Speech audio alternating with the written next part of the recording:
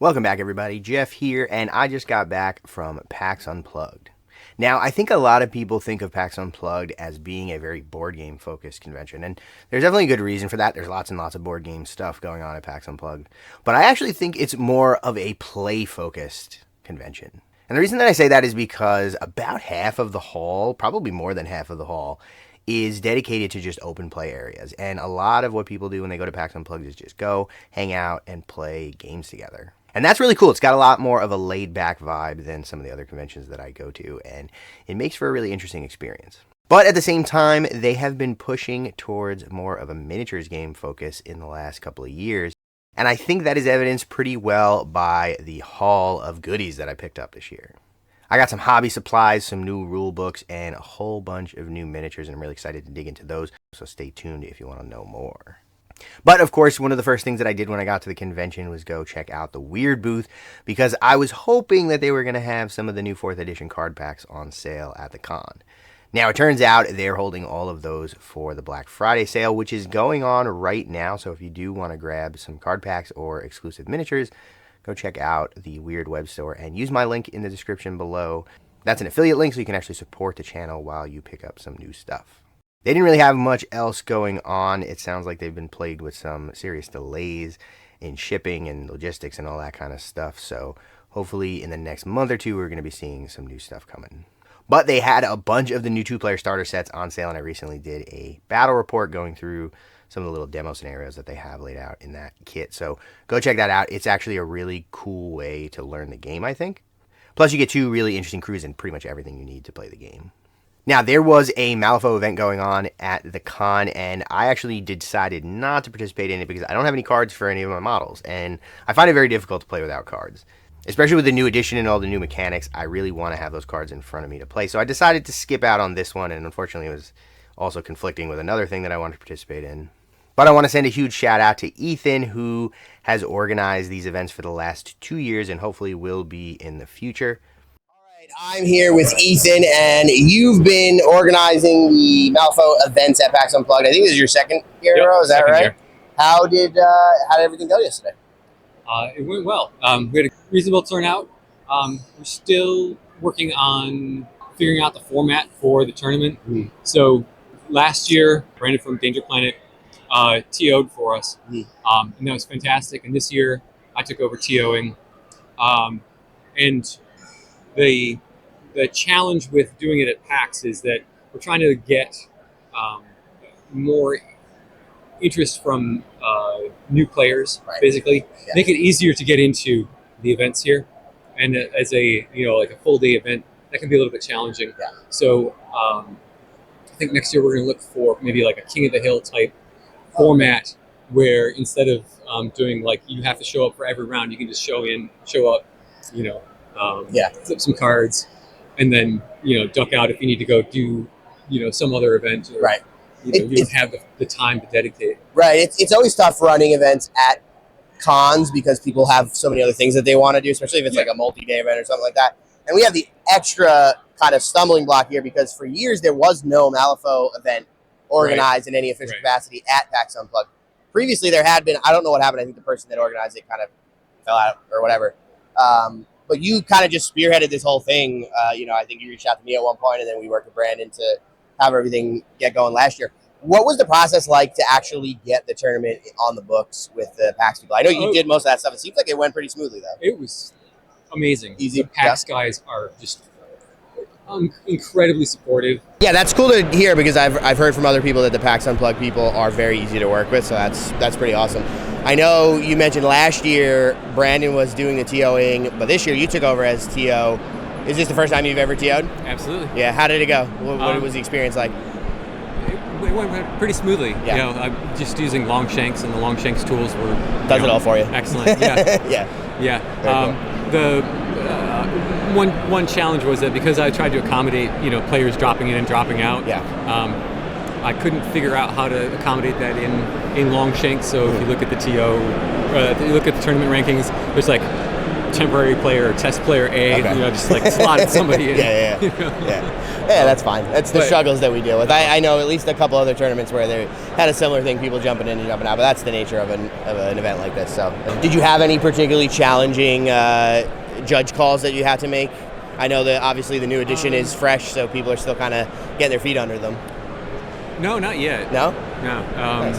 I think overall the fourth edition has done a nice job of streamlining things, and for the most part, there aren't as many like strange interactions that you really have to stop and puzzle through in the way that you did in third edition. Very cool. It'll make it a little easier on anybody that's got to be a judge, I guess. Yeah. Well, for anybody listening, if you're coming to PAX Unplugged next year, hopefully we'll be putting together another event. So be sure to check that out and come by and play some games. It's always a great time. And are you planning to run it again next year? Is that the unless somebody else wants to take over? Sure. I don't, so he's going to be running it. Yeah, we'll do it again next year. Well, make sure you come out and play with us because it'll be good to get a game. All right. Yep. Now, there's a game that I've seen at a couple of conventions before, and it's kind of been on my radar, but for a couple of reasons, I had never actually pulled the trigger and gone and picked it up. But when I heard the folks at Loot Studios were taking appointments to check out Malediction, I decided to go take a look at it, and I found out some really interesting stuff. All right, so I'm here with Fabio from Loot Studios, and we're talking about Malediction. How's it going, Fabio? Hey, Jeff, everything's doing great. I'm really glad to have you here. As a newcomer to the game, can you just give me like the kind of pitch on what we're dealing with here? I know card mechanics, that's always something that really interests me, and the aesthetic of the game overall is just really cool. So kind of take it from the top for anybody out there that maybe doesn't know anything about Malediction yet. Right, sure. Well, Malediction is a miniature card game, meaning that you're going to assemble a deck of 30 cards. Well, even before that, you're going to pick a Seeker, which is the leader of your warband, that usually they have their own reasons to go inside the mists of Malediction, right?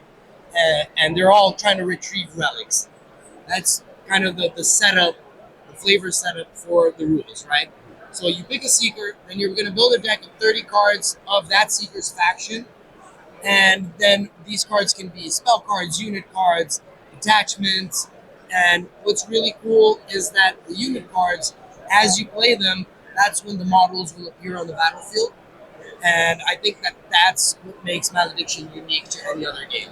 And it makes it very fast-paced. So you're almost like summoning the models in when you play the cards. Exactly. And then how do things actually resolve if you were like, let's say, attacking an enemy? Is that all handled through the cards as well? We have a deploy phase in each round, and then we go to the action phase, and that's when the nitty-gritty of it happens. Yeah. And then we alternate activations where I pick a unit to activate, then you do. You do that by exhausting their card, by flipping it 90 degrees. And once you do that, they gain 2 action points, very similar to many other games. And it seems to be the magic number for whatever reason. And in these action points, you can use that to move, to attack. Yeah. And then once you decide that, like let's say you are attacking, then the cards have stats on them where you're going to roll a d20, add your unit's accuracy, check if it meets the opponent's defense, and then check for like damage, once again, based on what's written on the cards. So yeah, you do use your cards a lot, but there's also a lot of the tactical and maneuvering aspect of the game that is fundamental in my mind. So it's almost like the cards handle the more strategic high level of the game, and then once you're actually in the battle, you're rolling dice. Yeah, you're rolling dice and pushing models. Very cool. Very cool. I know originally the game was STL, so when you purchase a starter set, for example, you get a bunch of STLs, so you can print your whole army out. But now also we have the option to pick some stuff up. Well, I guess there's also standees, so that's good to hit on. But then also now you have pre-printed miniatures. So what's the breakdown of how all that stuff is going to work if people want to get minis? We have either the faction deck, meaning, like I said, you play with 30 cards. The faction deck comes with all 84 cards that exist for that faction. And then we like to say you buy the card, you gain ownership of the STL file, meaning you're going to get the STL files for all the models and all the terrains for that faction. Okay. Then we have the faction box, which is a little bit bigger, but it comes with the exact same content and the standee form of the miniatures. Obviously, there's a little difference in the impact, right? Yeah. But the base sizes always matches up, so gameplay-wise, it's the same. Yeah. And then you still get ownership of the STL files. But finally, we've been having a lot of people ask us for the printed models. Yeah. I'm one of those people. Right now, only at conventions, but we're working on it. Okay, cool. Try to get it easier for everyone. Yeah. But yeah, you can actually buy the models. The 3D printed terrain we don't sell yet because it's just unfeasible in packaging and shipping for us, for you, everyone. It would cost way too much money to send that somewhere for sure. Exactly. So now you can actually buy them in bundles. Yeah. And then you get like the part 1, part 2 bundles. That's all the models that exist for that faction. Very cool. And you can have a blast. Very cool. What kind of objectives are we usually doing when we get into a game? Is it mostly about just going in and murdering your opponent, or are there other things going on? Oh, okay, glad you asked. So, like I said, the leader of the warbands are called Seekers. Yeah. And basically what that means is that, well, do you mind if I talk a little bit about lore? That was my next question, so yes, please. I'll kind of tie these things in then. Yeah. Right? So, Malediction is actually a region inside the world of Agnar. Okay. And where there's this eternal mist, right? And I'm not going to go into the deep lore, but basically inside the mists of Malediction is where you can find ancient and powerful relics of the past. And you have seekers that are taking their warbands into expeditions into the mists of Malediction, trying to find husks, which are these, I don't even want to call them objective tokens because they're more than that. They're husks. And they're the remains of fallen relic wielders.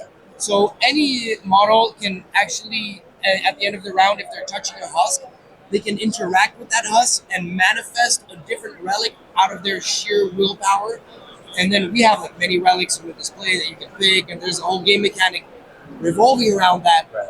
And then you gain 10 mastery points. And you, in a standard game, you win with 40. And there are 4 husks on the battlefield, meaning that if you claim all 4, you win the game.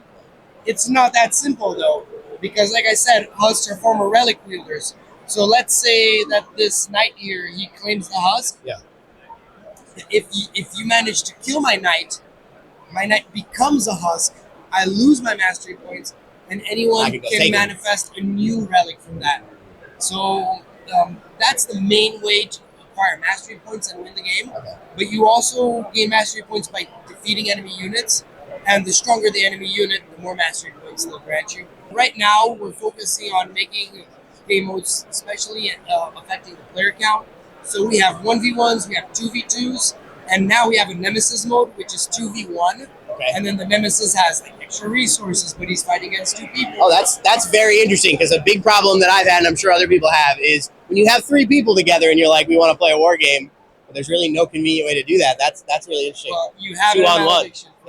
Very cool. And we are, I shouldn't tell you this, but we're working on a 4-player free-for-all mode as well. But that's still to be dated, and I won't go into details. Okay, sounds good. We'll have to check back later on that one. Tell me about the factions. The Legion of the Fallen, which believe that death is just another curse in the world. So they try to stop death at any cost and even bring you back from death. Okay. The Order of the Shattered Throne, which are right here, they believe that they're trying to bring order back into the world, and they are the righteous ones. Of course, they have their own secrets. Okay. But yeah, in their mind, they are the paladins. Right. The Primal Blood, which believe that only the strongest are meant to rule. Okay. So Thundersteps is, for example, one of the seekers here because that model is sick. Came from I like to say almost a different dimension. Okay. He doesn't speak the language of anyone in the world. And when they saw him, most of the people in the clans in the Primal Blood started following him just for his unstoppableness. This is a big, beefy boy. And then our 4th faction is the Conclave of the Spheres, which are a school of magicians. So each sphere is like a school and political center. And so the Ambush school is all about teleportation. And then we have the Spellbounds, which are chimeral creatures that only the Conclave of the Spheres know how to create. And they like to study the study of magic, so meta magic and all of that. Yeah. You're speaking my language. All 100%. Right, I see. You're that guy. Yeah. Last thing I want to ask is, if somebody is interested in getting into the game, what's the best way to get started if they're brand new? Okay, I'd like to say that the best way is for you to get just 2 faction boxes. They will come with the standees. You play right out of the box. Has a printed rulebook. The rulebook is free online, but just the fact that you can just pick it up on the spot is so much faster. and each faction box has everything one person needs to play. That game looks really sweet. I ended up actually taking it back to the hotel and demoing the game with my buddy Kevin, which was really only possible because it came with these standees, which I kind of thought were just going to be useless to me. And to be fair, I'm always going to favor the miniatures, but it was really cool to be able to at least check out the mechanics in a couple hours between coming back from the convention and going to sleep. The game mechanics are really interesting. It kind of plays like Magic the Gathering, only there's miniatures and you have positioning and you roll some dice. So it's a really interesting kind of hybrid between the two, and I'm interested in checking it out more. One of the other booths that I was really interested in going to check out was the Mantic booth, because they always have some exciting new stuff going on over there. And of course they had the ODST sets for Halo Flashpoint, but I've already got a set of those, so I didn't really need them. But I was hoping I'd get to see some of the new 4th edition Kings of War stuff. Now, unfortunately, it sounds like they were also hit with some delays, and they didn't have them at the con either, but they're up on pre-sale, and I think all that stuff's going to be shipping in the next couple of weeks here. But I did actually pick up a set for Epic Warpath. Now, this is a game that wasn't really on my radar until very recently, and I watched a battle report of it, and they have some really interesting mechanics. I was really intrigued by what I saw, and it got me interested in picking up a set. Plus, this starter box is incredibly good value. You get so much stuff in here, and I ended up splitting it half and half with Kevin. I kept the Enforcers, he picked up the Plague, and I'm definitely looking forward to getting into some of that in the near future. I was really impressed by the quality of the miniatures here. Teeny little infantry are famously very hard to sculpt in any kind of high quality and also sort of dynamically posed fashion, and I gotta say, Mantic really knocked it out of the park with these. I was really pleased with what I saw when I started putting these guys together. I'm looking forward to the Marauders coming out in the near future because I need to get myself a whole army of tiny orcs. That sounds delightful. If you're enjoying this video and you want to support the channel, then there's a couple of different ways that you can do that. The first would be to pick up some merchandise through my merch store. You can grab a t-shirt, a hoodie, a mug, a sticker, all sorts of cool stuff like that.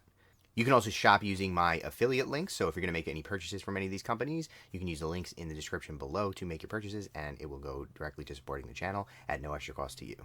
There's also a link for my Ko-fi if you would just like to give me a tip, or my Patreon if you want to support me longer term. I have a bunch of different tiers there, and there are all sorts of benefits available to people, such as early access to videos, ad-free videos, the opportunity to vote in polls about upcoming content, and extra entries into the giveaways that I run occasionally. But if none of that is your cup of tea, no problem at all. Just make sure that you're subscribed to the channel and leave a like on the video. It actually helps a tremendous amount. And if you want to go the extra mile, then consider sharing the video out with some friends who you think might find it interesting. The YouTube algorithm is not kind to small YouTubers, so that helps a whole bunch. Other than that, consider joining the Discord, also linked in the description, where you can come and hang out with me and the rest of the community and talk games. But with that, let's get right back to the video. Now, one of the big things that I knew I was going to be getting into when I went to the convention was Mythic Americas. You've probably heard me talk about this game before, and if you've never really looked into it, I highly recommend that you check out some of the other videos that I've done, because I've really fallen in love with this game. Not only is it an extremely cool premise, the game is all based on the sort of native peoples of Americas, everywhere from up in present-day Canada with the Inuit, all the way down to South America with the Chachapoy and the Incas. Now, obviously, those are cultures that don't really get much of a spotlight in our hobby, so it's really cool to see them on the tabletop. But in addition to that, it's also a really fun game to play. I think they really captured the feeling of a skirmish game, even though it is more of a mass battles game. The fact that it's so focused on objectives and there's a lot of like positioning and important things to deal with. You're not really just running your armies into each other and letting them kill each other. Plus, they have some really good initiative mechanics. I think they've done that aspect of the game really well. So when I found out there was going to be a tournament at the convention, I decided to go and play. Now, I'm usually an Aztec player in this game. The vast majority of the games I've played have been as the Aztecs, and I got the Aztecs because I think Aztecs are cool just as a culture, and I think some of the models are really sick. But sometime after that, they put out the Taino, and when I found out they were doing Taino, I had to get myself an army of Taino. They have little frogs called Kokis, and they have the Guardians of the Caracal, these big armored turtles, and so much cool stuff in that army. So recently, I've been sort of dipping my toes into actually playing the Taino, and they play completely differently than every other army in the game.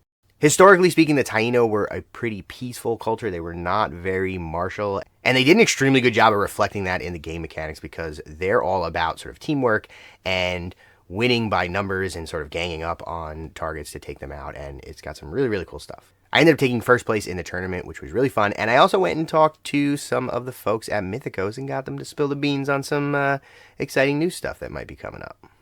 Mr. Father Time, a favorite of the channel. You job on this channel almost as much as I do. How's it going? Wonderful. It's great. I PAX. feel like I haven't seen you in like forever. Well, you haven't because I was in Utah. I was vacationing.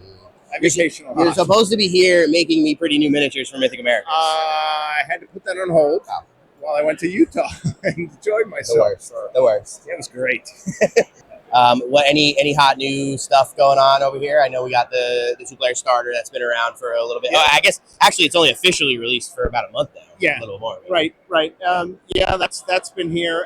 Honestly, the hottest thing so far has been the RPG book. Really? Yeah. Wow. Yeah, but that makes sense because it's a very board game RPG centric convention. Yeah. So. A lot of RPG stuff for sure. Yeah, so but we still getting the same excitement. People coming up, loving the idea, loving the indigenous cultures and all that kind of stuff. Very cool. Has there been a particular faction that's been especially popular? I know I saw you sell a Taino starter box this morning. I was very excited about that. So I will say the Taino are the most popular. I might be playing my Taino tomorrow in a tournament here. Yeah, you should.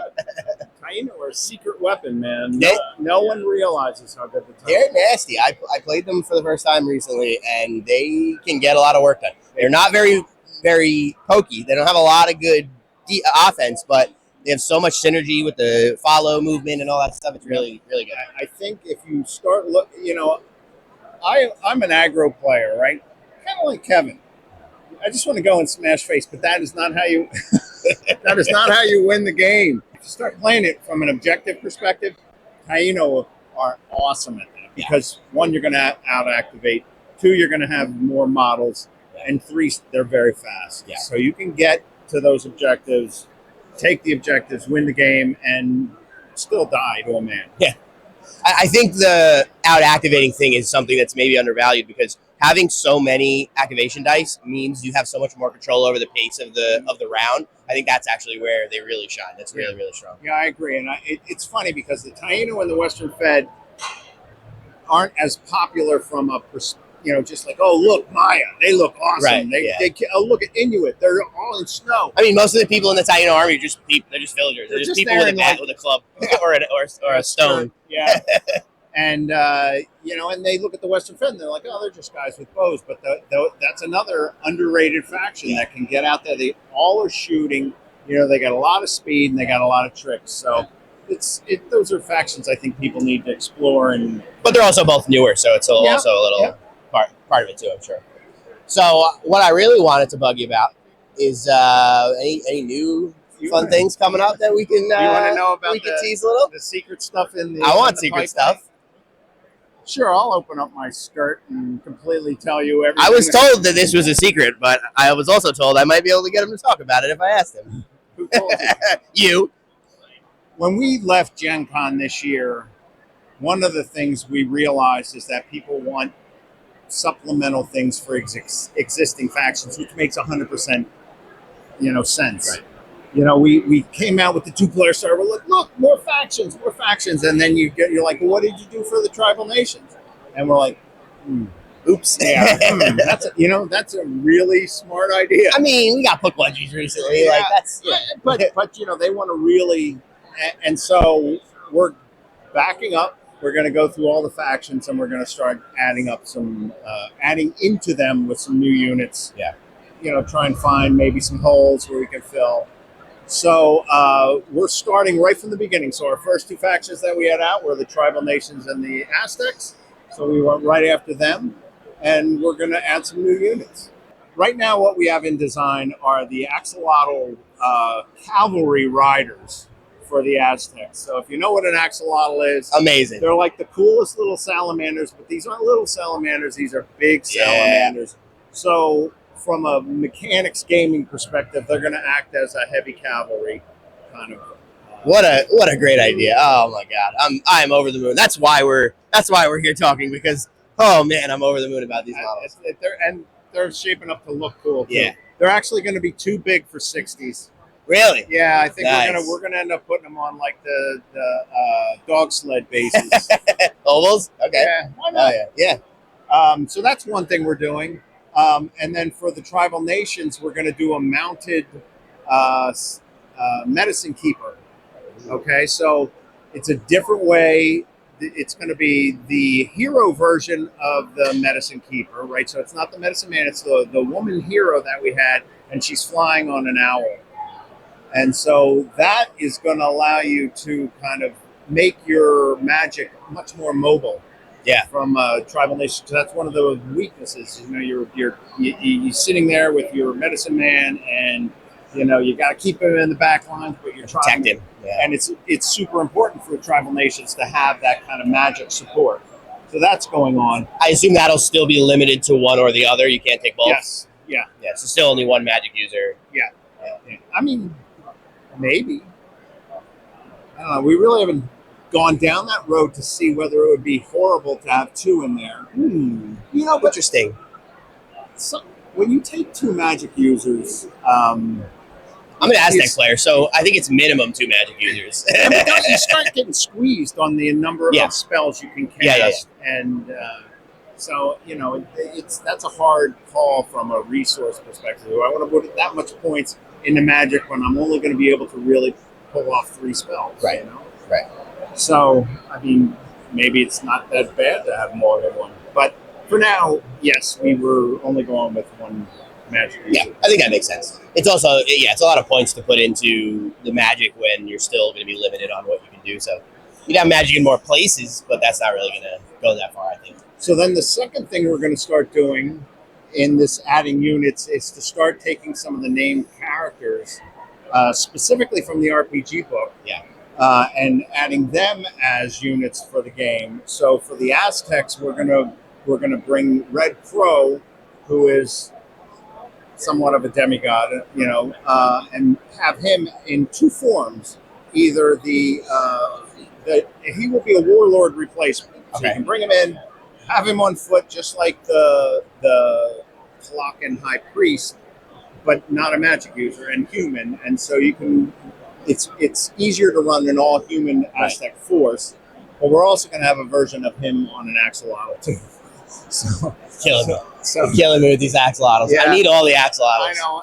I don't know why they're so attractive, but everybody wants axolotls. Between the Kokies and the axolotls, can we make an army where I can play Kokies and axolotls and that's it? We'll work on that. I'm gonna homebrew that. And then for the tribal nations, we're going to do Silver Springs, who is also in the RPG book, and we're going to do 2 versions of him as well. We're going to have the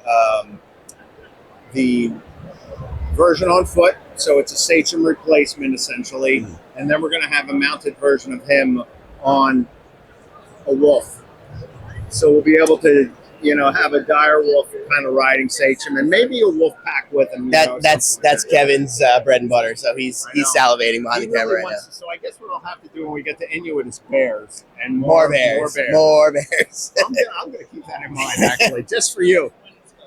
It'll be the Kevin unit. So is the idea going to be that all the named characters will be replacements for your generals, or is that still? No, that's the concept. You know, we haven't really gotten that far down with the stats and stuff to see how it's working. But yeah, that's the idea. I mean, we have the axolotl riders and the mounted medicine keeper initially statted out. We started play testing them a little bit, so but the name characters are going to be a little more beefy. Yeah, very cool. And are they going to get their own sculpts, or are they going to be the models from No, the they're RPG? going to get their own. They're going to be their own separate thing. Everything's going to be new sculpts. Very cool. So one would hope that, okay, after we do that, I guess Inca was next in line, and then Maya was next in line. And we have ideas, early stages. For the Maya, we're definitely looking at mannequins, which are giant wooden demons from Xibalba that are a big part of the Mayan folklore. So very cool. I was hoping for quetzals because it's such a big thing and they're really pretty birds from Guatemala, but I'll take demons. That sounds good. They're big. Well, one of the things about Maya is they're very low on the monster level scale, right? Yeah. They have some behemoths, but it's all humans. So we wanted to bring some, cool, bigger monsters in. Makes sense.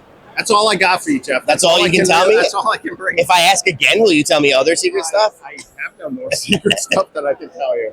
I can't believe that they're doing axolotls. I need a whole army of axolotls. That's going to be so cool. Now, one of my favorite things about going to cons like this is finding stuff that I don't expect to find. It's always the surprises that are the most interesting to me. Malediction was definitely one of those. But one of the other things that was really cool was the Historical Miniatures Game Society.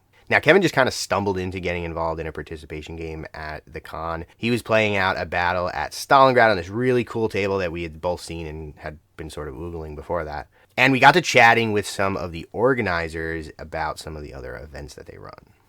So I'm here with Michael from the Historical Miniatures Gaming Society. How's PAX Unplugged going for you? It's going fantastic so far. Everyone's been enjoying the games. Everyone's having a good time. I was walking by and I saw this Stalingrad table, and holy, that table is gorgeous. It's like, I don't know, 15 feet long by 5 feet wide or something like that. And there's, what exactly are you guys doing over there? Because there's a lot of people sitting there rolling tanks around.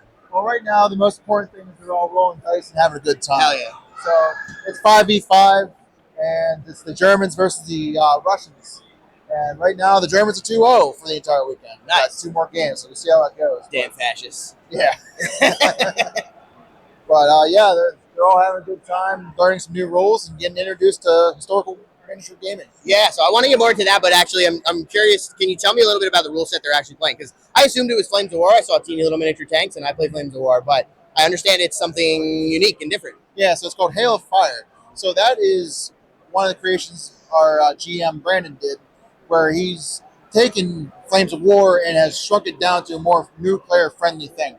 So far, it's been going good. We've been running the role set we created for about 12 years now. Wow. So it's getting up there in popularity. We have returning players all the time that come back to shows just for our games solely alone. Very cool. Can people go and download the rules themselves if they want to play at home? Absolutely. So you can find it's on War Game Vault. You can get them for free.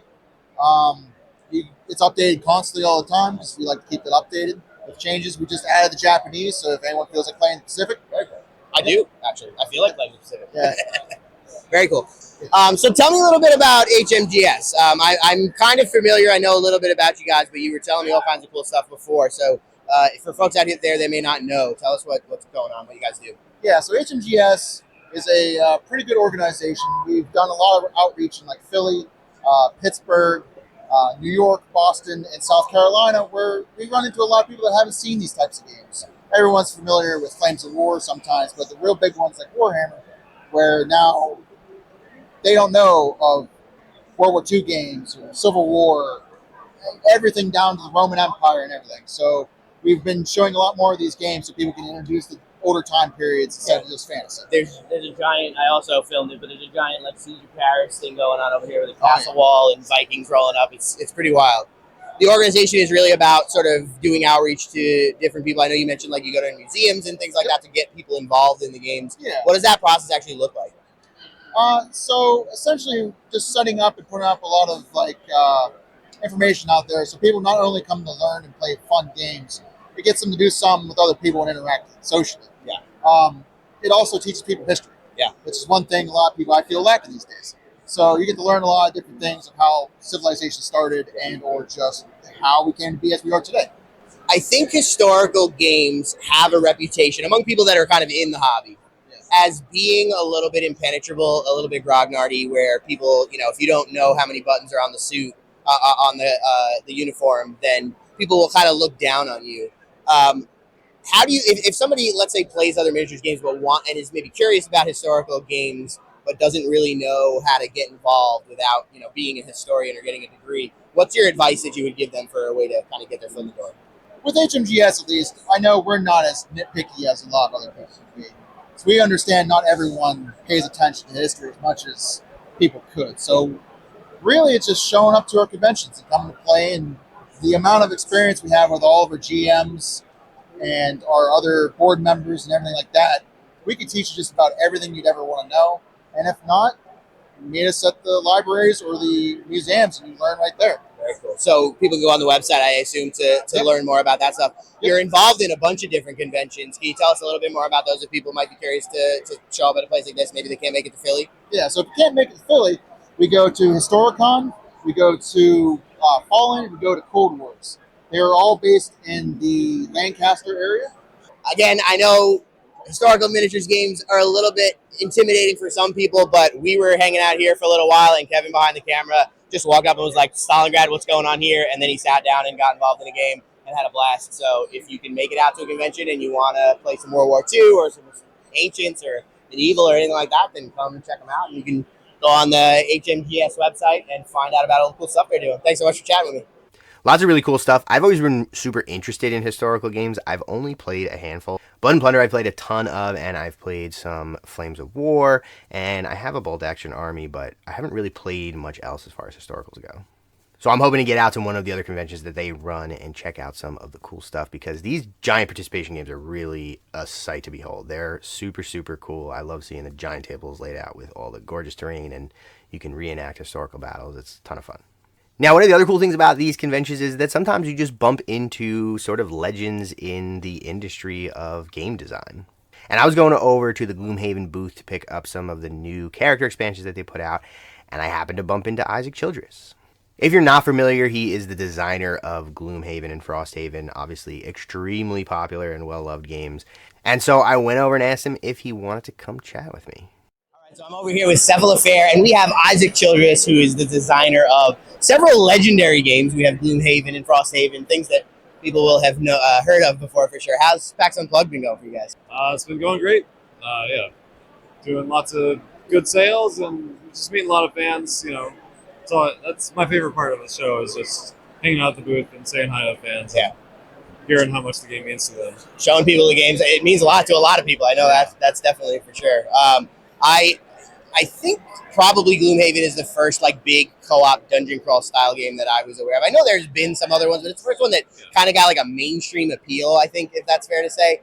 What do you credit that to? What do you think about the game really struck a chord with people? Yeah, it's hard to say. I think one of the big things to it was just the size of the box. It's just this thing that couldn't be ignored in the industry. It's got presence. Yeah, it's got a presence, and you see the box, you just want to know what is that thing? Why is that so big? Yeah. And I think the gameplay had a lot to do with it as well. They're just when it first came out, everyone who did have a copy was just fell in love with it. Just fell in love with not just the expansiveness of the campaign, but just how fun it was just to play each individual round of the game. I think the card mechanics are also a really interesting thing, because we're used to dice mechanics, but the cards add a different element of strategy to it. I think that becomes intuitive after you learn how it works. Yeah. I'm a really big lore nerd, and I know that there's a surprising amount of backstory and lore in the world, and I know you have a major hand in doing that. Was it the situation where you started designing the game and then the lore sort of came as you designed it, or did you have an idea for this world you wanted to create and then you designed the game on top of it? The mechanics definitely came first. I wanted to create, a big epic campaign game. And so I set about doing that. And then once I finally had the mechanics in place, I was like, okay, well, now it's time to figure out the story and build the world and sort of make that happen. Right. So that definitely came second. Were there any particular influences that you think kind of you had in mind as you were writing the lore and the world? Sure. Any sort of fantasy game, I think, is going to have Tolkien as an influence, and D&D. A lot of sort of those tropes kind of made their way into my game as well, and you kind of see some parallels between quattrolls and gnomes and mallrats and tieflings. Staples of fantasy stuff. Yeah. But I tried to put my own imprint on it as well and sort of make it my own world. Probably my favorite thing about your games is the art. You have some incredible art, especially the characters' designs, actually. I think they really stand out to me. What's the process like for getting those together? Is it something that's your idea and then you go to an artist and say, this is what I'm thinking? Or do you get ideas from them and then give feedback? How does that usually go? So the first two games, when I was more or less in charge of art direction, we since hired an art director who takes over a lot of that now. But in the original Gloomhaven and Frosthaven, it all went through Alexander Illichev, who was the artist.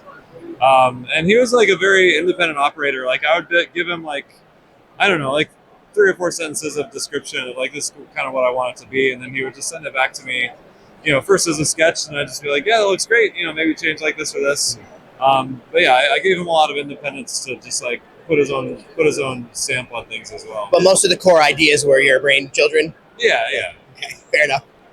I think probably most people that watch my channel are more into, or primarily into, competitive games, head-to-head type stuff. What do you think the benefit is of playing a game that's cooperative in nature, and how is it like fundamentally different than a competitive game? I don't know. I think it's just like cooperative games. I think are better for like building a like friendly community, right? I mean, you're all working together. There's that sense of camaraderie that I think is can be very valuable at the game table. But I think one of the interesting things about Gloomhaven is there is some like competitive elements to it. Like who gets that loot and who's going to achieve their battle goal, and so there's a little bit of elements of both. So you can have that camaraderie, but still like have that little bit of competition between you. My kind of shoe in the door of your universe was Buttons and Bugs because it's a solo game, and my friends are all lame, Kevin, and don't want to play Gloomhaven with me. Kevin. So while I have Gloomhaven, I haven't actually had a chance to play, but I played a lot of Buttons and Bugs. I think I've played through the campaign at least 3 times. I think solo games have a little bit of a bad reputation, which always struck me as weird because most video games are solo experiences. Yeah.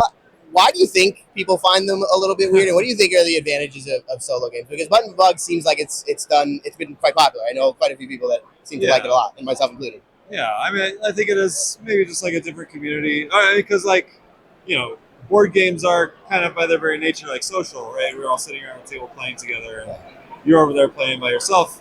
And that's fine. But I mean, I think it's definitely a valuable thing and like a valuable community of people who want to just play games solo. Yeah. Like I play games solo as well.